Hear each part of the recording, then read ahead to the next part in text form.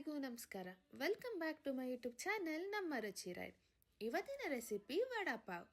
ಅದನ್ನು ಮಾಡೋದಕ್ಕೆ ಮೊದಲು ನಾನು ಒಂದು ಕುಟ್ಟಣಿಗೆ 1 ಹಿಡಿ ಕೊತ್ತಂಬರಿ ಸೊಪ್ಪು, 4 ರಿಂದ 5 ಹಸಿರು ಮೆಣಸಿನ್ಕಾಯಿ, 4 ಶುಂಠಿ, 10 ಬೆಳ್ಳುಳ್ಳಿ, ಸ್ವಲ್ಪ ಅರಿಶಿನ, 1 ಸ್ಪೂನ್ ಜೀರಿಗೆ, ರುಚಿಗೆ ತಕ್ಕಷ್ಟು ಉಪ್ಪು ಹಾಕಿ ಚೆನ್ನಾಗಿ ಕುಟ್ಕೊಂಡು ಈ ರೀತಿ ಪೇಸ್ಟ್ ಮಾಡ್ಕೊತಿದ್ದೀನಿ.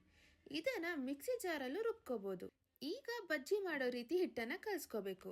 ಅದಕ್ಕೆ ಈ ಬೌಲಲ್ಲಿ ಅರ್ಧ ಕಡಲೆ ಹಿಟ್ಟು, 5 ಸ್ಪೂನ್ ಅಕ್ಕಿ ಹಿಟ್ಟು, 4 ಸ್ಪೂನ್ ಖಾರದ ಪುಡಿ, ರುಚಿಗೆ ತಕ್ಕಷ್ಟು ಉಪ್ಪು, 2 ಸ್ಪೂನ್ ಮೆಣಸಿನ ಪುಡಿ, ಸ್ವಲ್ಪನೇ ನೀರು ಹಾಕಿ ಈ ರೀತಿ ಕಲಿಸ್ಕೋಬೇಕು.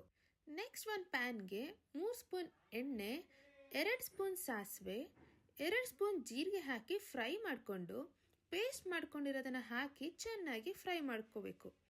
ಅದಕ್ಕೆ ಒಂದು 5 ಮೀಡಿಯಂ ಸೈಜ್ ಆಲೂಗೆಡ್ಡೆನ ಬೇಯಿಸ್ಕೊಂಡು ಸ್ಮ್ಯಾಶ್ ಮಾಡಿಕೊಂಡು ಹಾಕೋಬೇಕು. ಹಾಕಿ ಚೆನ್ನಾಗಿ ಮಿಕ್ಸ್ ಮಾಡಿಕೊಂಡು ಒಂದು 5 ನಿಮಿಷ ಲೋ ಫ್ಲೇಮಲ್ಲಿ ಬೇಯಕ್ಕೆ ಬಿಡಿ. ಈಗ ಅದು ಸ್ವಲ್ಪ ಕೂಲ್ ಆದಮೇಲೆ ಈ ರೀತಿ ಮಾಡಿಕೊಂಡು ಅದಕ್ಕೆ ಸೇಮ್ ಬಜ್ಜಿ ಮಾಡೋ ಥರ ಹಿಟ್ಟೊಳಗೆ ಹಾಕಿ ಎಣ್ಣೆಗೆ ಬಿಡಿ. ಇದು ಗೋಲ್ಡನ್ ಬ್ರೌನ್ ಆಗೋವರೆಗೂ ಫ್ರೈ ಮಾಡ್ಕೊಳ್ಳಿ.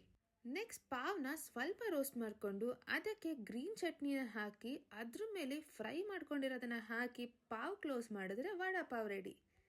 ಈ ರೀತಿ ಸಿಂಪಲ್ ಆ್ಯಂಡ್ ಟೇಸ್ಟಿ ವಡಾಪಾವ್ನ ನೀವು ನಿಮ್ಮ ಮನೆಯಲ್ಲಿ ಟ್ರೈ ಮಾಡಿ. ಹಾಗೆ ಲೈಕ್, ಶೇರ್ ಆ್ಯಂಡ್ ಕಮೆಂಟ್ ಮಾಡೋದನ್ನು ಮರಿಬೇಡಿ. Take care, happy cooking.